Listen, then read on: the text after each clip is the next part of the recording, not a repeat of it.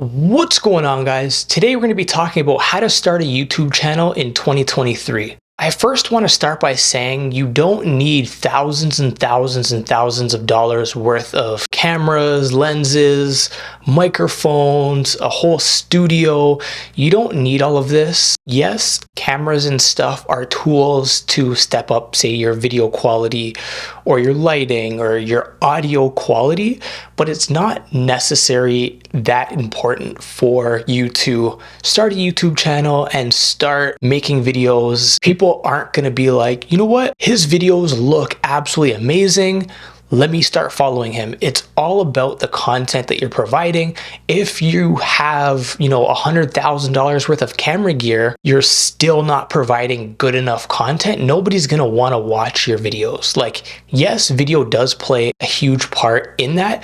If people can't see what you're filming or, can't hear you, or it's pitch black, or if it's overexposed, it's going to turn people off. It's not to say that you absolutely need a camera. I would say like your phone is perfectly fine to do the job. I know a ton of YouTubers that are just shooting with their phone, whether it be like vlogs or just sit down videos such as this. I'm using the front facing camera so I can see myself. But what I would suggest is to use the back camera because that's gonna provide you with the best quality footage. The problem with using the back camera is you can't really see what you're filming. Obviously, you want to see what you're filming, but this is going to give you the best quality possible, especially if you set it up on a tripod or kick it up on a couple books and start filming this way. It's going to provide you with a little bit better quality. When you are shooting with your phone, you can actually tap the screen and then drag down to change the exposure. If you want it to be darker or if you need it to be lighter, you can actually change that in the actual phone. One other thing I do want to say, if you are shooting with your phone, don't hold it vertically. You have to hold it sideways, like horizontally, landscape, unless that's what you want to do. Your phone honestly is good enough. As long as your audio is decent, yes, the video quality is going to be good enough for the most part. Like, you're not really going to see anything too bad. The one caveat is you have to have good lighting. If you give a camera good enough lighting, the video footage is going to turn out perfectly fine. I'm not talking about you have to spend thousands of dollars. Like, if you sit next to a window, it's going to provide you with a lot of light, and then the quality of video is going to turn out perfectly fine. This is me filming right by the window. I'm using the front camera of my iPhone 12 Pro Max, and yeah, I don't think it looks that bad, to be honest. Yeah, so this is the back camera on the iPhone 12 Pro Max. And yeah, I think it looks perfectly fine. Find a stable place to put it. And yeah, I'm filming right by the window right now. If you can't sit right next to a window, or you only have time at night, obviously there's not going to be a lot of lighting at night, then I would suggest picking up like a small little light, maybe a ring light, maybe a cheap little softbox. You don't have to spend that much money. The one thing is you want the light to be soft. Like, if the light's too harsh, you're going to get a really harsh lighting, like deer in a headlights kind of vibe, and nobody really wants to see that kind of lighting. But if your light source is hard, try to put a piece of paper in front of it to kind of diffuse that light. Maybe shine it at a wall. If it's a white wall, try to shine it at the ceiling to create a bounce where it's going to provide softer light. Even try to put a bed sheet over that, or go to the dollar store and pick up some frosted paper, like a parchment paper, and put that in front of the light.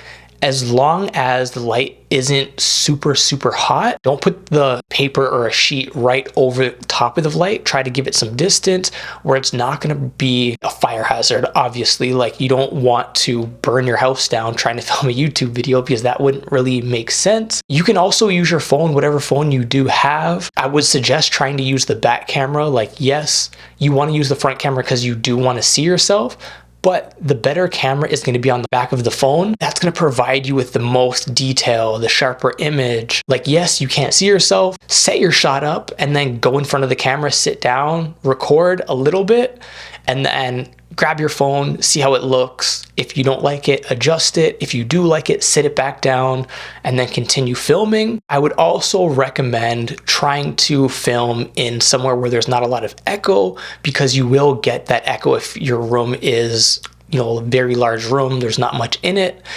If that happens, you could pick up a cheap little microphone on Amazon or whatnot that works with your phone. You could probably pick one up for like $50. It's nothing too expensive. Obviously, if you do have camera gear around, I would suggest you using that. If you are using a Mac to edit with, then I would suggest iMovie. It's free. If you want to take it to the next level, I personally use Final Cut Pro X.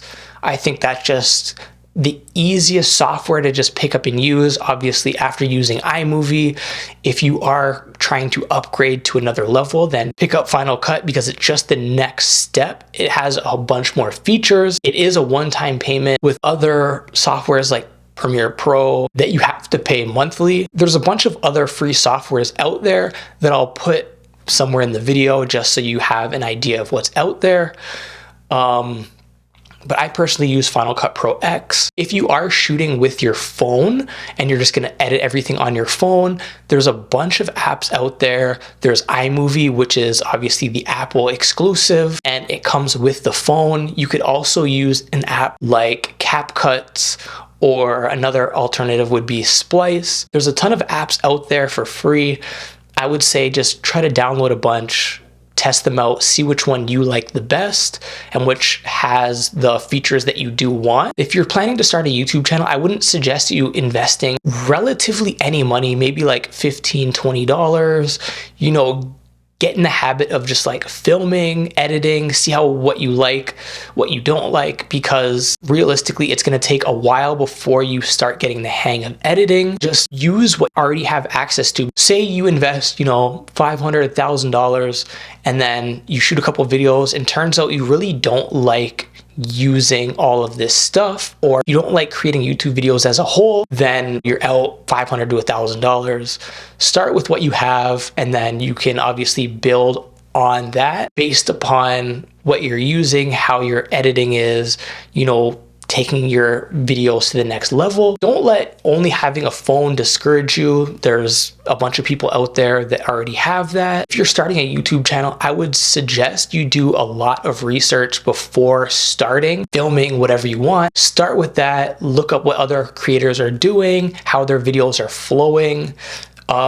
But yeah, I think my number one tip is to just do it. Start filming stuff. Even if you're not posting it, start getting the hang of just the features that your phone does have and what you can achieve with the equipment you already have access to. I have a video ready to go. I want to post it. Stop, don't post it right away. Start filming a couple of videos, and then you have kind of like a bank of videos where people can go to your channel and start watching. There's nothing worse than trying to commit to 2 videos a week, 1 video a week, and then 2 weeks in, you miss a deadline, putting a lot of pressure on yourself. I have to create a video this week. I have to create a video this week. If you bulk shoot videos, say you have like 3 to 5 videos shot, edited, ready to go. So that way, when you miss a week, you still have content to upload, so you don't miss that regulated schedule, that you're not putting as much pressure on yourself to keep creating the content, because there's nothing worse than having that pressure to not want to film content. Say you go on vacation, you still have content to upload and you're not missing a beat. For me as well, I like to have a notebook. I like to jot down all my ideas. I just feel like I'm more fluid, and I feel like when I have a notebook in front of me, instead of just typing it in my phone, that it's like, all right, it's time to work. Let's write down all these ideas. To just jot down a bunch of ideas, and then when I'm done those, I like to write in a different page. Let's start working on this specific video or this idea, jotting down all my bulletin points. And then when I'm done filming that video, I tear the page out, get rid of it, and that way it's gone. It's out of my mind. I start working on something that's new. Once I get to the end of the notebook, I buy a new notebook and then start working again on the same process. It just helps me feel success when I'm done a notebook and I'm like, I have that many videos out in the world. Even though I like to just write down videos and then flip through the pages and be like, you know what, I'm going to talk about this video today, and I already have all my notes. If it's on your phone, you lose your phone or accidentally delete it, maybe it just deletes itself. Now you don't have ideas. That's all I have for this video. I hope it does help you creating your YouTube channel in 2023.